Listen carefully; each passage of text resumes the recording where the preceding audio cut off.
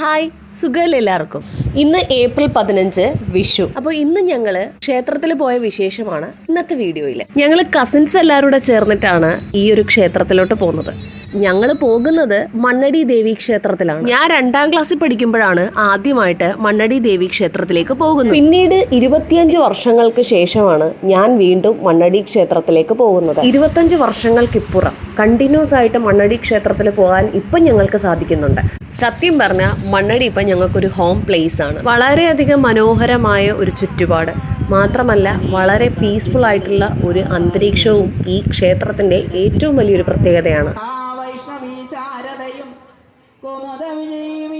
ഇത് മണ്ണടി പഴയകാവ് ക്ഷേത്രമാണ്. കേരളത്തിലെ തന്നെ പ്രസിദ്ധമായ ഭദ്രകാളി ക്ഷേത്രങ്ങളിൽ ഒന്നാണ് ഇത്. കൊട്ടാരത്തിൽ ശങ്കുണ്ണിയുടെ ഐതിഹ്യമാലയിൽ ഈ ക്ഷേത്രത്തെക്കുറിച്ച് പ്രതിപാദിച്ചിട്ടുണ്ട്. മാത്രമല്ല, സ്വയംഭൂ പ്രതിഷ്ഠയാണ് ഇവിടെ ഉള്ളത്. വെളിച്ചപ്പാടിനു പകരമായിട്ടാണ് കാമ്പിത്തന്മാരുള്ളത്. അതായത് മണ്ണടിയിൽ വെളിച്ചപ്പാടിനെ വിളിച്ചിരുന്ന പേര് കാമ്പിത്തന്മാരെന്നാണ്. അസാധാരണമായ ദിവ്യശക്തി കാമ്പിത്തന്മാർക്കുണ്ടെന്ന് കരുതിപ്പോരുന്നു.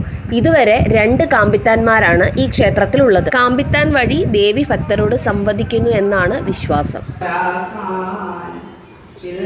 ഇവിടെ അങ്ങുമായിട്ടൊക്കെ ഒരുപാട് ക്ഷേത്രങ്ങളുണ്ട് കേട്ടോ. ഇത് ഭൂതത്താൻ നട. ഇപ്പം നമ്മൾ പോകുന്നത് ഗണപതി ക്ഷേത്രത്തിലാണ്. ഈ ഗണപതി അമ്പലത്തിൽ നിന്ന് നല്ല രുചികരമായിട്ടുള്ള ഉണ്ണിയപ്പം കിട്ടും. 40 രൂപയാണ് ഒരു പൊതിക്ക്. 10 എണ്ണം കാണും. പക്ഷെ ഭയങ്കര ടേസ്റ്റാണ് കേട്ടോ. പക്ഷേ ഇന്ന് സത്യം പറഞ്ഞ സാധനം കിട്ടിയില്ല. ഇന്ന് ക്ഷേത്രത്തിൽ ഭയങ്കര ആളായിരുന്നു കേട്ടോ.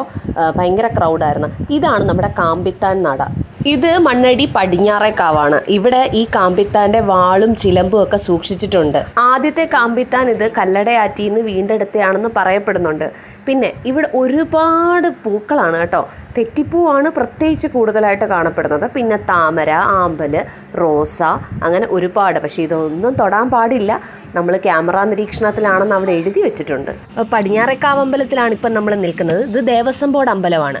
പിന്നെ അവിടെ കുറേ ചെയർ ഇട്ടിട്ടുണ്ട്. നമ്മൾ കുറച്ച് നേരം റെസ്റ്റ് ചെയ്തു. പിന്നെ ഇവിടുന്ന് ഞങ്ങൾ പായസം വാങ്ങിച്ചായിരുന്നു കേട്ടോ, പേരും നാളും പറഞ്ഞ്. ഇവിടെ കുറച്ച് നേരം ഇരുന്നിട്ട് പിന്നെ ഞങ്ങൾ പ്രധാന ക്ഷേത്രത്തിൽ പോയി. അവിടെ ഒരു 11 മണി കഴിഞ്ഞിട്ടാണ് അവിടുത്തെ ദീപാരാധന വരുന്നത്. ഇതിന് നമുക്ക് പ്രസാദമായിട്ട് തരുന്നത് ദേവിക്ക് നേദിച്ച അവിലാണ്, അവിലും പഴവും.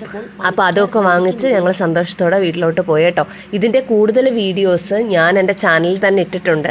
നിങ്ങൾക്ക് വേണേൽ അത് നോക്കാം. കാരണം അതിനകത്ത് അതിൻ്റെ ചരിത്രവും മറ്റു കാര്യങ്ങളും പറയുന്നുണ്ട്.